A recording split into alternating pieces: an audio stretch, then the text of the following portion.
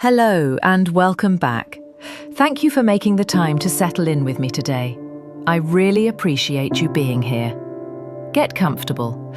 Grab your coffee, maybe a cozy blanket. We're going deep today. We're talking about one of the most acutely painful and strangely universal feelings we experience as humans, the sting of not being chosen. It's the silent, sharp, little dagger of rejection sensitivity. We're not just talking about the big, dramatic rejections, the breakups, the firings. No, we're drilling down into the microscopic moments that feel like a paper cut on the soul, but somehow bleed out an ocean of self-doubt. The moment the email says, "Thank you for your interest, but we've decided to move forward with other candidates," and you feel a wave of nausea. The moment you see a group of colleagues or friends posting vibrant, laughing photos on social media from an event you knew nothing about, and your stomach drops, whispering, "You are an afterthought." The agonizing, drawn-out silence after you've put yourself out there, watching those little typing bubbles pop up and disappear. Then nothing. That specific, tight, anxious, painful squeeze in your chest. That's what we're dissecting today. We are going to be asking a core, intimate question. Why does being rejected hurt so profoundly, so disproportionately? And how do we stop allowing the external no of the world to shatter the internal foundation of our own worth?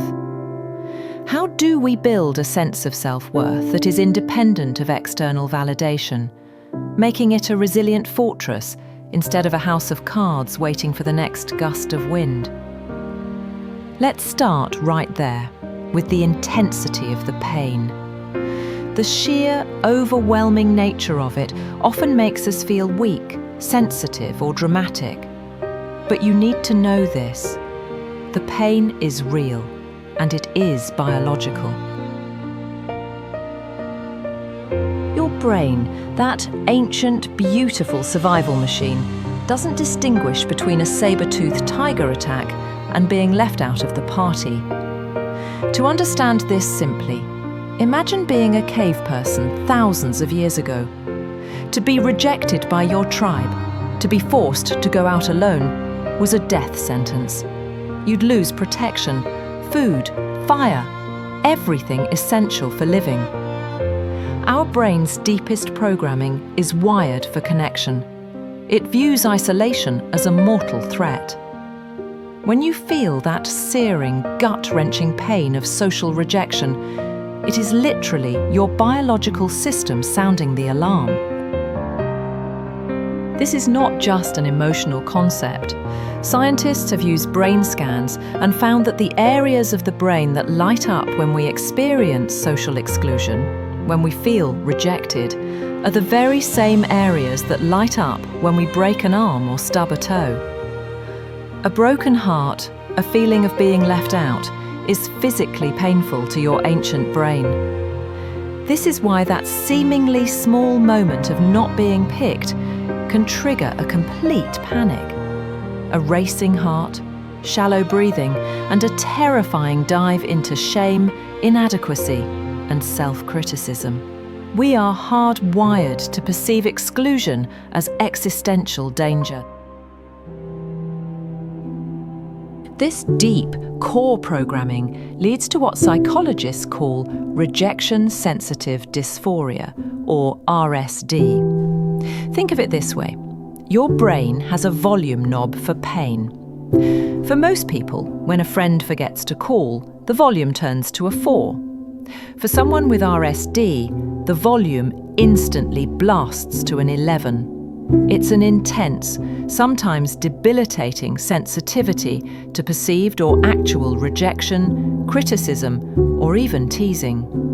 The pain is so massive, it can feel like a brief, powerful episode of depression, anxiety, or even uncontrollable fury. The person with this high sensitivity doesn't just feel disappointed, they feel annihilated. The internal monologue instantly jumps to the most catastrophic conclusion. I am unlovable. I must isolate myself. I will never belong. This leads to two classic patterns. People-pleasing, where you exhaust yourself trying to be perfect and agreeable to ensure you're never rejected. Or avoidance, where you simply stop trying, refusing to apply for the job or ask someone out, because if you don't play, you can't lose.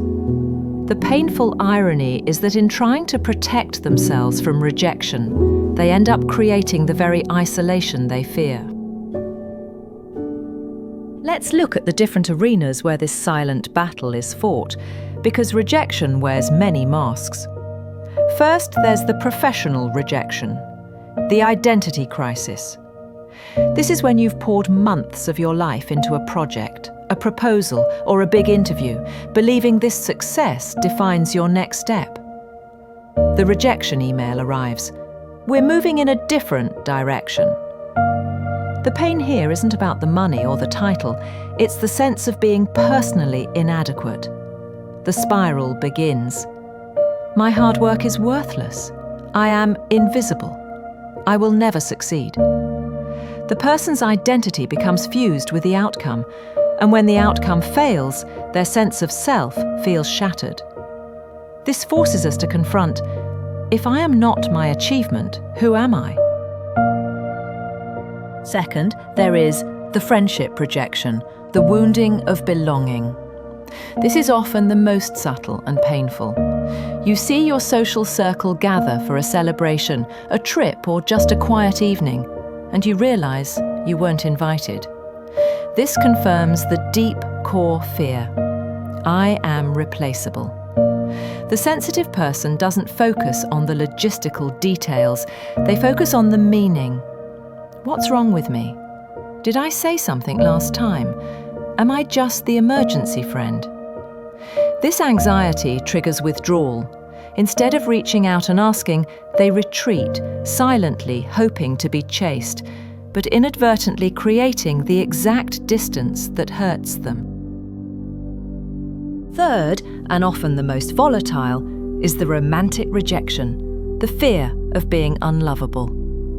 This is where we lay our vulnerability bare.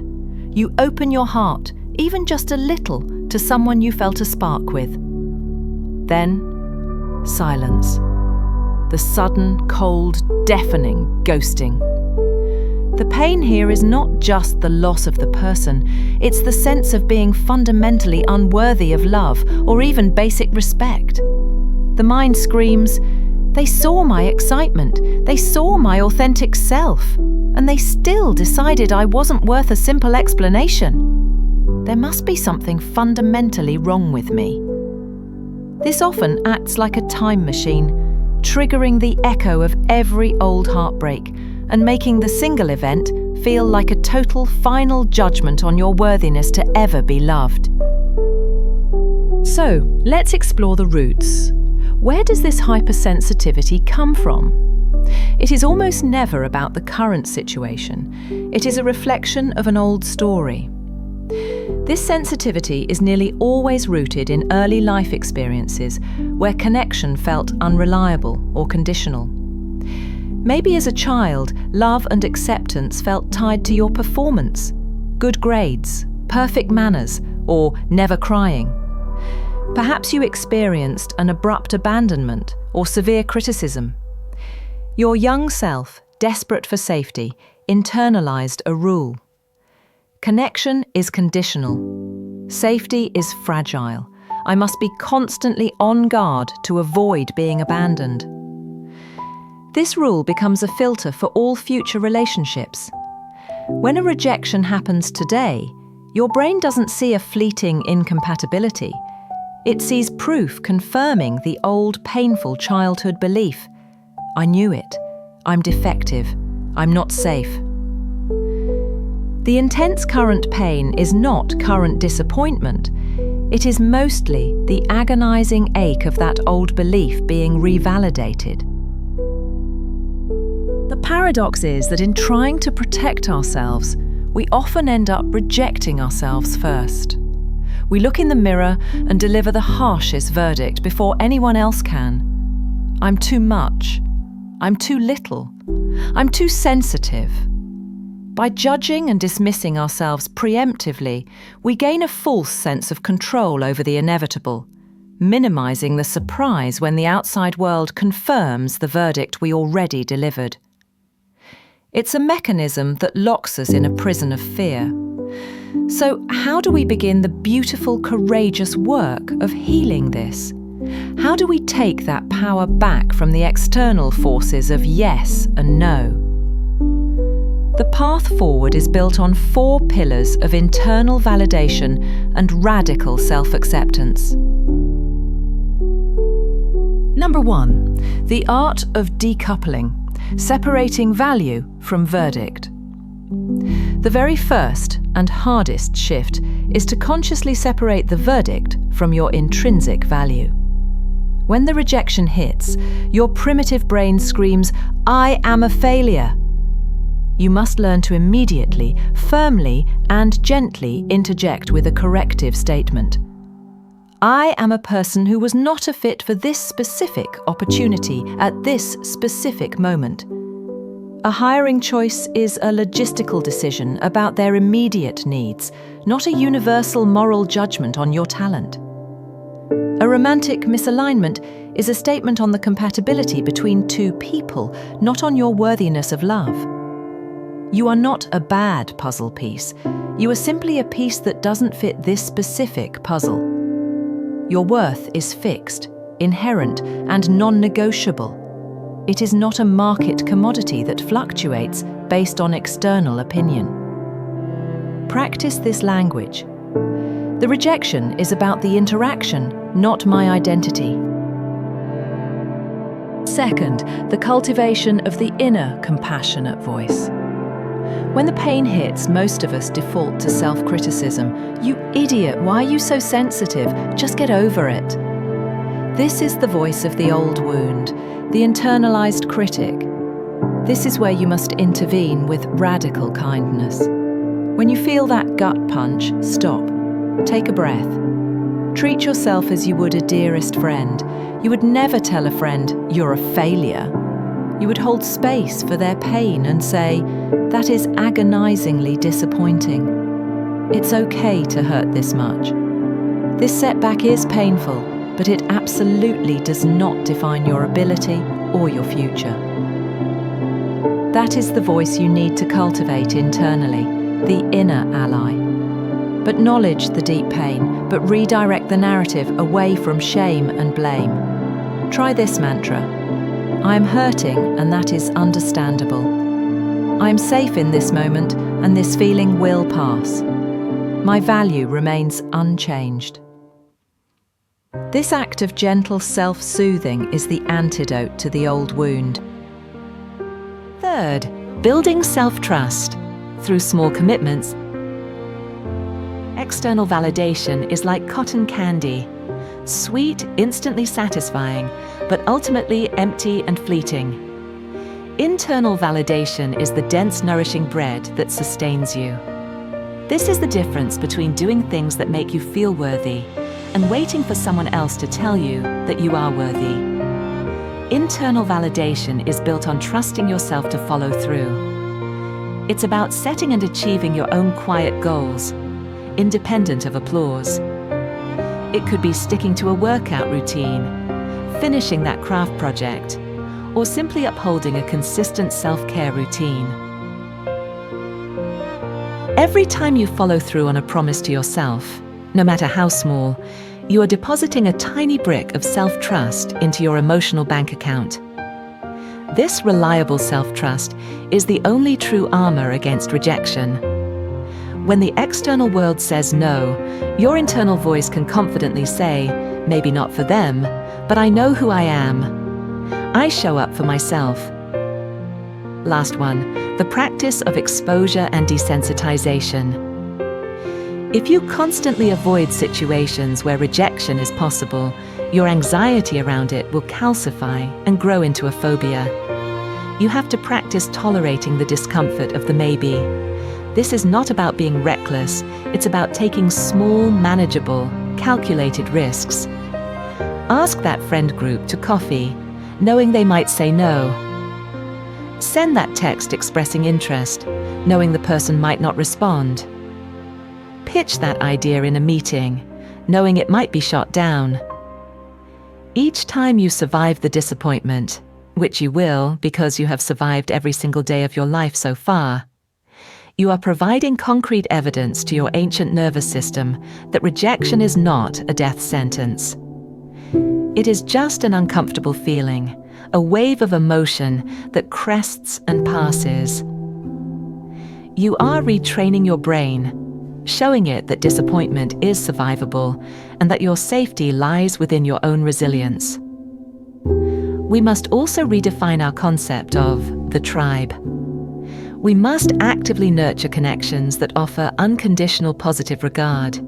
The friends who love you not just for your accomplishments, but for your messy, authentic self. Anchor yourself in relationships that remind you that you are fundamentally safe, seen, and accepted, so that when a stranger or a fleeting acquaintance rejects you, it is merely a small, manageable ripple, not a soul-shattering tidal wave. Healing rejection. Sensitivity is not about becoming invulnerable. It's about becoming resilient. It's about accepting that disappointment is part of the human condition, but refusing to allow disappointment to dictate your self-worth. It is the slow, courageous work of turning inward, healing those old inherited wounds, and teaching ourselves again and again that we are worthy, not because of what others say, but simply because we breathe, we try, and we are here. You are not defined by who picks you. You are defined by the courage it takes to keep showing up, to keep loving, and to keep trying, even after the sting. Be patient with yourself. Be gentle. You are worthy of your own compassion. Before we close, I want to take a moment for gratitude. Thank you. Thank you for showing up today, not just for the podcast, but for yourself. It takes incredible courage to sit with these deeply uncomfortable, tender parts of your heart and soul. The simple act of listening to this, of acknowledging this pain and its roots, is the first and most powerful step toward healing.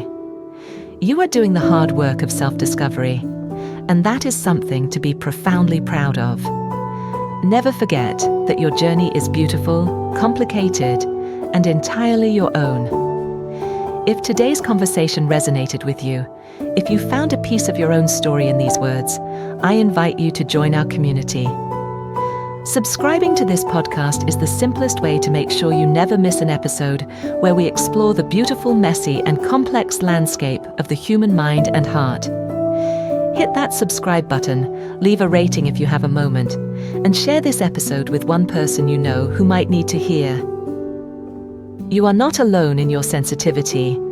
Your pain is valid, and your healing is possible.